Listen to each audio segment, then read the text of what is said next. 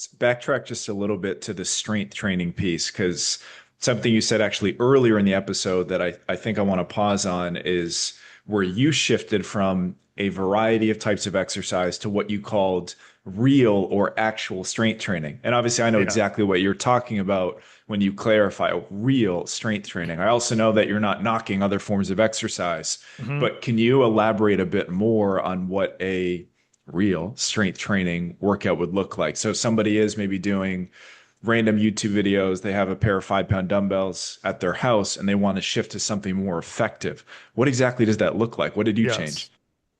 Yeah, great question. So, yeah, I think I want to start by saying I am absolutely not all exercise is great. And, Of you course, know, yes. and I am definitely not I used to be a person that was like, just strength train and walk, don't do any cardio. The cardio's, killing your gains. And that's not true. Cardio is great for your heart health. It's got a time and place. I think it's just what you'll find with a lot of my content. I don't think it's like cardio is bad. I don't think it's that processed foods are killing you and they're toxic. I think it's more so what are we missing out by only doing those things? Right. Mm, And so, like with processed foods, if we're eating only processed foods, we're probably missing out on a lot of nutrients. Right. And so, adding more whole foods to me is better than cutting out a bunch of whatever you heard is bad. Same with cardio. Like if we're only doing cardio, we're probably missing out on a lot of the strength and muscle, capacity that you can build from a solid strength training plan. So it's not that cardio is bad, it's the fact that the lack of strength training is the real problem. And so strength training to me, like to make it as simple as possible, is your actual like what drives building strength and building muscle is getting enough effective hard sets and reps throughout the week. And what that means is if you're doing let's say a dumbbell row, right? That we are getting relatively close to failure at the end of each set. So like if you do 10 reps and you feel like you could do 10 more, that's probably not something that's going to contribute to a lot of strength and muscle building. If you do 10 reps and you're like, I can maybe do like, three, four more good reps at most, cool. Now can we do that again? Right. And if you really are doing that, if you're really going heavy, you're going to probably need to rest a couple minutes in mhm. between that set, right? Which is a fundamental piece that really hard to replicate that in like a entertainment training class, right? Where the whole goal is like, let's do as much as we can in as little time as possible. And it's much more cardio focused. So like to me, a strength training plan is you've got your set movements, right?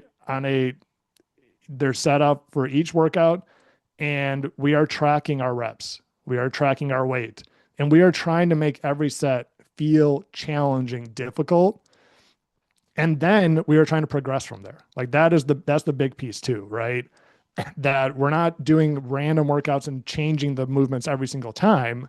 We're coming back the next week. We're coming back the next week. Usually for most clients, I run about a 6 week cycle. That over those 6 weeks, you might not increase every single movement every single week, but over time, we are increasing the amount of reps, the amount of weight we're using, and we're keeping the movement challenging.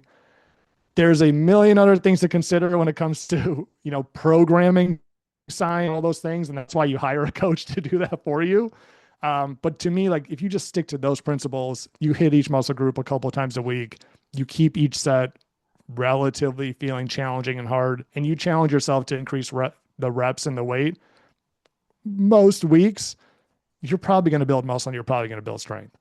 Yeah, those are great tips. I like that a lot. And I think one of the tricky parts about Group X and just faster paced circuit style training in general is that it's really tough to gauge proximity to failure when the reps get very high and when the rest periods are so short that maybe like you're more out of breath than say your muscles are fatigued. So if I Yeah. just have you actually, let's say the dumbbell row example. If you're doing a heavy set of eight, maybe that's the target on paper is we're going to do 2 sets per side of 8 reps. It's a lot easier to kind of say, all right, if I absolutely had to, could I do two more?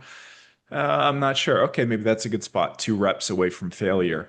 Whereas if it's I don't know, 4 sets of 15 as part of a circuit with a bunch of other exercises, the difference between 12, 13, maybe 16, 17 reps, it all kind of gets generally hard at a certain point, but you might have 5 or 6 reps away. You might be 5 or 6 reps away from failure. And I think it gets a lot more difficult to gauge. So if you bring the reps down and take enough rest where you're not so gassed between sets, it's easier to have a close pulse on this and then get far more out of your strength work.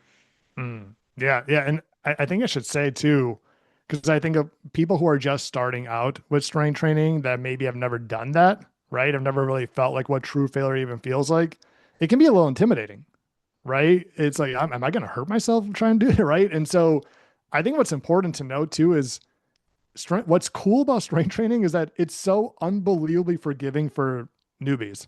Like the term newbie gains is a very real phenomenon that you could do everything wrong the first Which 3 to 6 months and you'll probably still build muscle, you know? So the whole idea of getting close to failure, the more new you are to strength training, or even if you're just, you've stepped away for a quite a bit of time, the further away you can be from failure and still see progress. And then as we go further and further down the road, the closer and closer you have to get to failure to squeeze out those, those additional 1%, 2% gain. So, with clients who are just starting out, like if it's a 45-year-old mom who's like, I only have 10-pound dumbbells or 15-pound dumbbells, it's like, okay, that's fine. Like, let's just get good at the movements first, right? Like, let's learn how to do the movements. Um, and then really it's all about the intention, right? I'm trying to make these sets challenging. I'm trying to progress my reps and weight. And over time, you'll get closer to understanding that sweet spot of like, this is challenging. I'm also not going to die tomorrow by pushing myself. Um, and even like, if there's movements, like you see so much online too, you don't have to do barbell squats, right? Like you don't have to do heavy deadlifts. There's so many, you can use machines, you can use pulleys. I actually love machines for people who are new to strength training because it's so much easier to feel what failure feels like, right? Without feeling in danger. Mhm. Um, and so I think there's so many ways, like to me, it's how do we eliminate as much barrier and friction from entering the strength training world? Because once you're in and you start feeling, wow, I feel stronger. I see a little bit of definition. Like it becomes almost intoxicating for many people.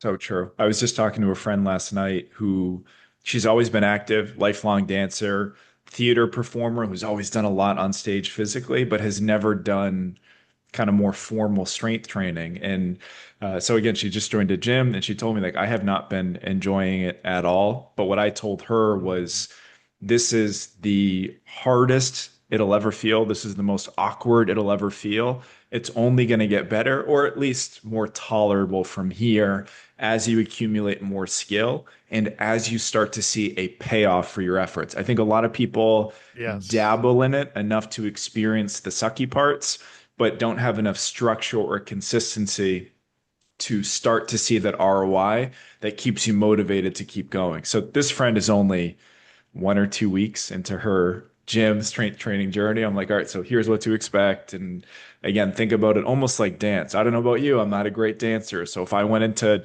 her studio tomorrow, I'm probably not going to enjoy it very much because I lack the skill of dancing. Whereas I don't doubt if I stuck with it for weeks and then months and years and I got more proficient, that becomes a more enjoyable experience. So I'm glad you Mm-hmm. mentioned the skill acquisition component as well, because I think a lot of people might think of that for other physical endeavors, basically any sport, but strength training to a lot of people, it's just exercise. You just go in and move and break a sweat. But if you get better at, say, a dumbbell row, when you feel it more in your lat instead of your shoulder, it's like, oh, okay, this is clicking a little bit. Now that it feels smoother, let me see if I can beat last week's performance. Oh shit, I never thought I'd be able to lift that much weight before. Like you said, it's contagious. It's addicting. Can I now Yeah. beat that? And then I can spiral in a really good way. Yes.